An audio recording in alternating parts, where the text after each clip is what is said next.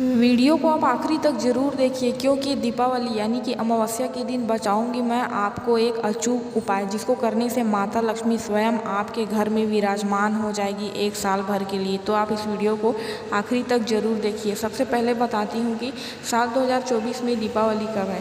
साल 2024 में दीपावली 31 अक्टूबर दिन गुरुवार को है। इस दिन जिमीकंद की सब्जी बनाई जाती है। आप इस दिन खाने में क्या बनाते हैं ये मुझे ज़रूर बताएं। पूजा के लिए शुभ मुहूर्त शाम को प्रदोष काल में रहेगा। वैसे दीपावली और धनतेरस खुद में एक शुभ दिन होता है, तो इसके लिए कोई भी मुहूर्त की ज़रूरत नहीं पड़ती। अगर आप धनतेरस पर कोई चीज़ नहीं ले पा रहे हैं तो आप दीपावली के दिन कुछ भी चीज़ ज़रूर ले लीजिए, सोने या चांदी से, क्योंकि आप इस समय जो भी चीज़ लेते हैं उसका 13 गुना आपको फल मिलता है। दीपावली की पूजा आपको कैसी करनी है। सुबह ब्रह्म मुहूर्त में उठकर घर की साफ़ सफाई करने के बाद पूजा स्थल को भी साफ़ सफाई करें। उसके बाद आप पूजा करें। पूजा करने के बाद आप घर के मुख्य दरवाजे पर और तुलसी चौरे के पास आप रंगोली बनाएं। रंगोली आपको सुबह बनाना है या शाम को प्रदोष काल में। घर के मुख्य दरवाजे पर दोनों तरफ केले के पत्ते लगाएं। उसके बाद माता रानी को 5 प्रकार की मिठाइयाँ चढ़ाएं। अगर आप व्यवसाय करते हैं तो अपने बही खाते को पूजा वाले स्थान पर रख कर की पूजा करें।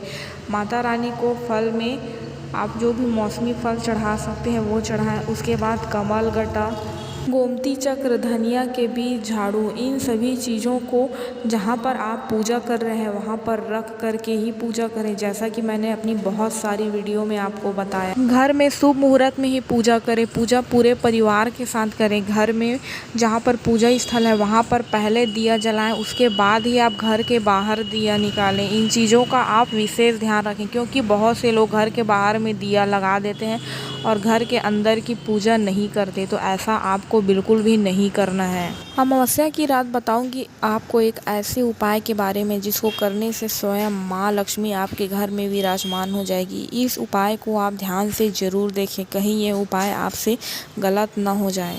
अमावस्या की रात यानी कि दिवाली के दिन आपको लेना है एक लोहे के पात्र। उसमें आपको डालना है पानी, 1 चम्मच घी, दूध और शक्कर। इस मिश्रण को जा कर के कहीं भी आसपास के घर में रात के समय पीपल के पेड़ में अर्पित कर दें।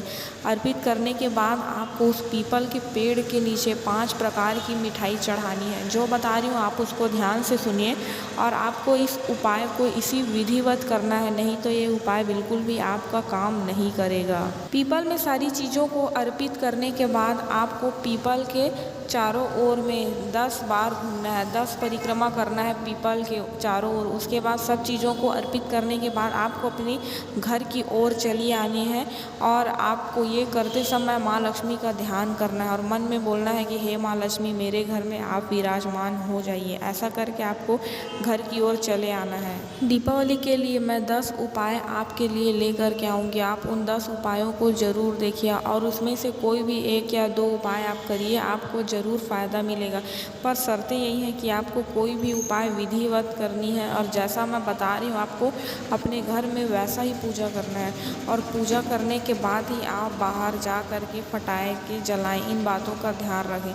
अगली चीज़ यह है कि क्या आपको मासिक धर्म में दीपावली की पूजा करनी चाहिए या नहीं। आपको मासिक धर्म में दीपावली की पूजा बिल्कुल भी नहीं करनी चाहिए। आपको न सिर्फ दीपावली बल्कि कभी भी मासिक धर्म में न पूजा करनी चाहिए, न व्रत रखना चाहिए। अगर आप व्रत भी रख रहे हैं तो भगवान को छूना नहीं चाहिए। और वैसे ये बात तो आपको पता होनी चाहिए, फिर भी लोग कहते हैं कि मासिक धर्म में पूजा कर लेती हूँ। ऐसा करना बहुत ही पाप है। आप ऐसा बिल्कुल भी मत करिए। इन बातों का आप ध्यान रखें। धन्यवाद।